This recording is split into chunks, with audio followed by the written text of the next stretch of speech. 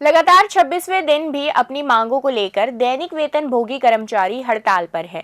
एक और जहां छत्तीसगढ़ में त्योहार की बौछार है, वहीं ये कर्मचारी अपने घर परिवार से दूर अपनी मांगों को लेकर तूता के धरना स्थल पर बैठे हैं।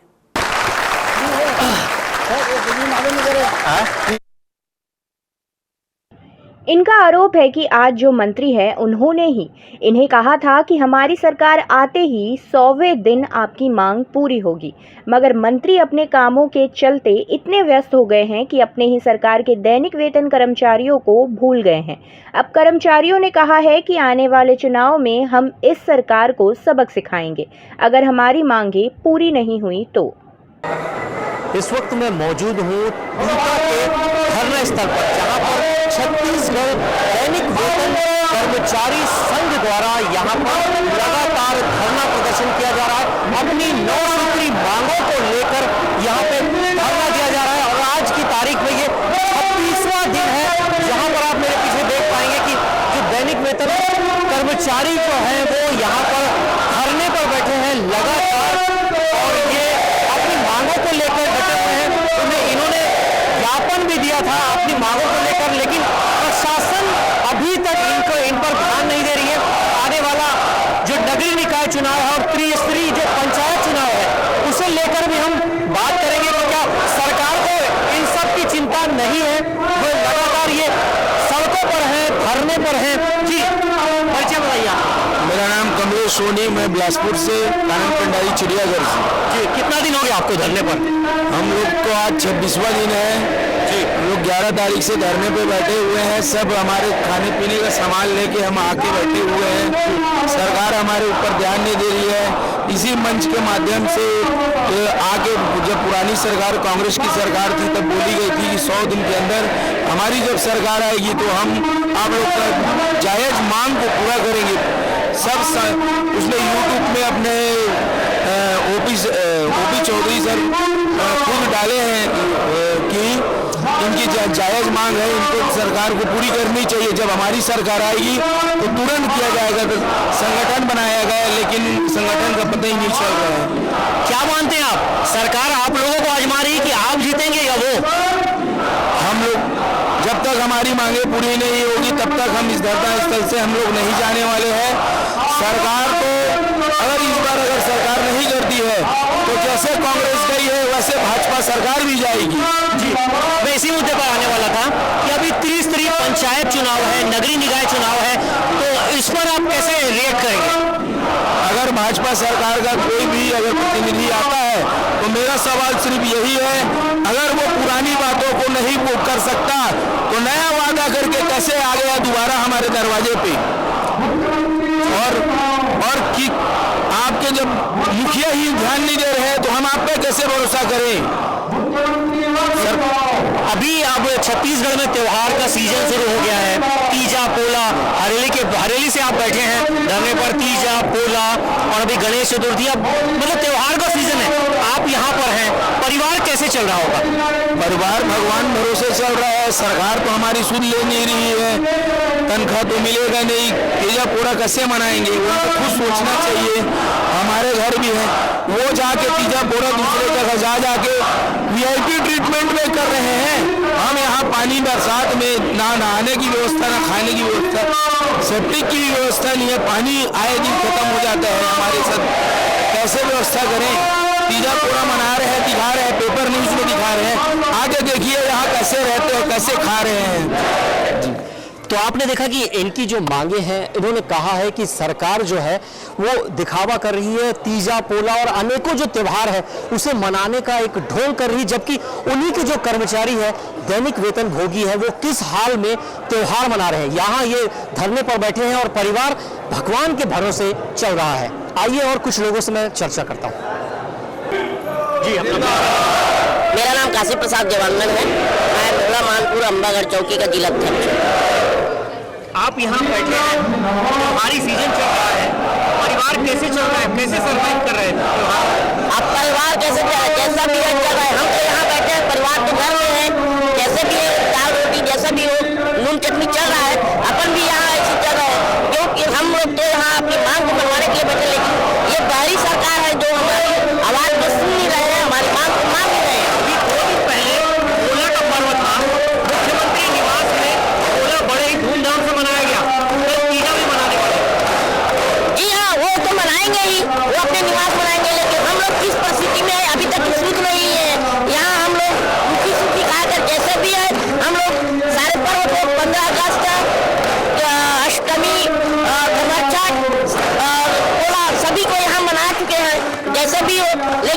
हमारी बहुत ही यहाँ स्थिति खराब है। कई साथी हमारे बीमार हैं, जो हॉस्पिटल में है और कई अपने घर चले गए इलाज करवाने के लिए। 2 साथी तो जो है 3 साथी हमारे जीवन का खो चुके हैं यहाँ से तबियत खराब होने की वजह से। लेकिन सरकार पता नहीं क्यों हमारी आवाज को सुन नहीं रहे हैं। हमारी मुख्य मांग है नियमितीकरण, स्थायीकरण और कार्यपालिका हॉस्पिटल में भी सेवा नियम लागू करना। लेकिन पता नहीं सरकार हमारी मांग को क्यों पूरा नहीं कर रही है। कल हम लोग किसी से के बुलाए पे गए थे, वहाँ गए किसी से साहब बोले हैं कि आपकी फाइल हम भेज देंगे सरकार को।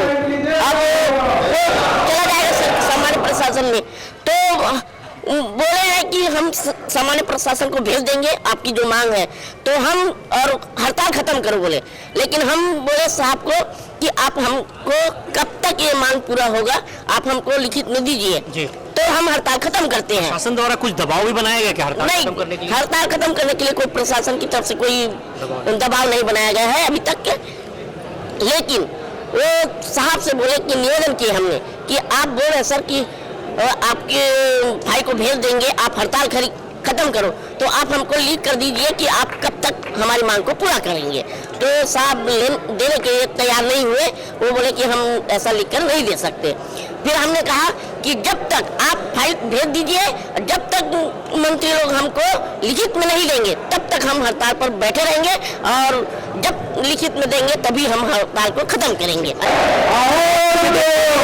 शक्तियाँ भी यहाँ पर धरने पर बैठी हुई है, और ये तीजा का जो पर्व है वो बहुत ही मार्मिक पर्व है, बहुत ही ऐसा पर्व है कि जो महिलाएं हैं वो अपने मायके पहुंचती है और तीजा का पर्व मनाती है। यहाँ पे महिलाएं बैठी हैं, कैसे मनाएंगी तीजा? जी कैसे मनाएंगे सर, क्योंकि कल त्योहार है तीज का, और 25-26 दिन हो गया आज हमको यहाँ बैठे हुए।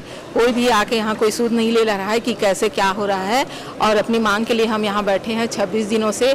और उनको आके थोड़ा देखना चाहिए कि क्या है, कैसे हम जो बोले हैं वो वादा तो पूरा करना चाहिए, जो अभी तक नहीं किए हैं।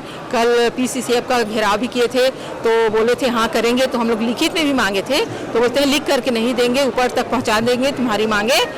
और उसके बाद सरकार जो है तीजा पर्व मना रही है, पोला मना रही है, तो क्या ये दिखावा है जब आप लोग उनके कर्मचारी हैं, आप लोग यहाँ बैठे हैं और आप लोग की सूद ली जा रही है? जी बिल्कुल, वहाँ दिखावा कर रहे हैं। और यहाँ जो गरीब मजदूर काम करके यहाँ बैठे हैं, उनको जरा भी ये नहीं है कि तीजा की जरूरत हमको भी है, तो वहाँ तीजा मना रहे हैं। लेकिन यहाँ आके जरा से भी न देख रहे हैं, न पूछ रहे हैं, न कुछ अपनी मांग पूरा कर रहे हैं। मेरा सवाल है, तीजा कल है जी, कैसे मनाएंगे? कैसे मनाएंगे? यही मनाएंगे।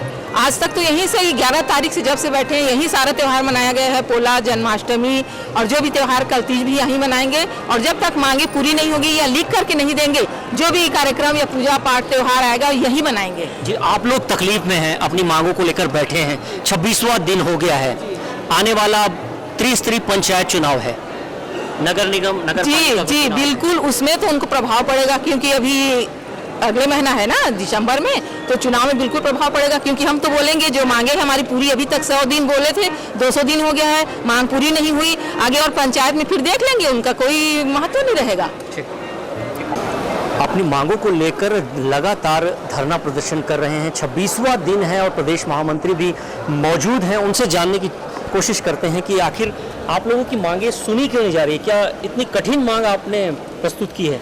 कठिन मांग नहीं है, हमारे अधिकारी लोग हम लोगों को गुमराह कर रहे हैं। मंत्री लोग जब खन जाते हैं, मतलब तैयार कर रहे हैं, इनको नियमितीकरण या स्थायीकरण हम लोगों का 9 सूत्री मांग है। मेन मांग है स्थायीकरण, नियमितीकरण, आकस्मिक कार्यभारी निधि लागू करना। आकस्मिक कार्यभारी लागू करके भी किसी तीनों में कोई एक मांग को हम लोगों को पूरी कर देता है तो हम लोग हड़ताल बंद कर देते हैं। 2 सूत्रीय मांग जो है वो शासन प्रशासन का काम है, नियमितीकरण, स्थायीकरण 54 विभाग की काम है, जिसमें 54 विभाग बैठेंगे तभी होगा। जो हमारे विभागीय होगा, आकस्मिक कार्य विभागीय निधि वाला जो कार्य है वो हमारा विभाग कर सकता है, हमारे मंत्री कर सकता है, वन मंत्री PCCF कर सकते हैं। उसके बावजूद भी ये लोग बोल रहे हैं कि हम लोग प्रस्ताव दिए हैं, अभी तक क्या 26 दिन में क्या प्रस्ताव दिए, क्या कि अभी तक कोई ये नहीं है। हम लोगों का मनोबल घटते जा रहे हैं, हमारे साथी 2-2, 3-3 साथी खत्म भी हो चुके हैं और हम लोग ये तोता धरना में बैठे बैठे परेशान भी हो चुके। उसके बावजूद कोई नेता न कोई हमारे अधिकारी सूद लेने आ रहे हैं। गवर्नमेंट क्या चाहती है, आप लोग स्वतः ही बंद कर दें? अब पता नहीं उनके विचार में क्या है, तो बंद करना है तो एक मुझ तो सुना दे कि आप लोगों को जरूरत नहीं है, हम लोग वैसे भी बैठ जाएंगे, देखेंगे अपने विचार से। और जब रखा है तो हमारा जो ये तीनों मांग में किसी एक मांग को पूरी करें। ये जब हम लोग 23 में हड़ताल में ही तूता धरना में बैठे थे, तो ये जितने नेता बीजेपी के हैं ये सब हमारे स्टेज में आके कहे थे कि 100 दिन के अंदर में हम लोग नियमितीकरण करेंगे कब बोल के, जब कांग्रेस की शासन थी। तो आज ये बीजेपी के नेता कहाँ हैं?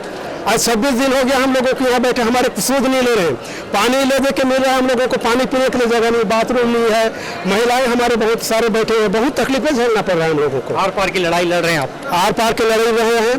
कल पीसी से आपका घेराव किए, आधे दूर गए, उसके बाद बंद कर दिए, ज्ञापन दे के आए, और ये भी बता रहे हैं कि हम लोग प्रस्ताव भेजे हैं तो पहले भेजना था। आज 26 दिन हो गया, क्यों नहीं?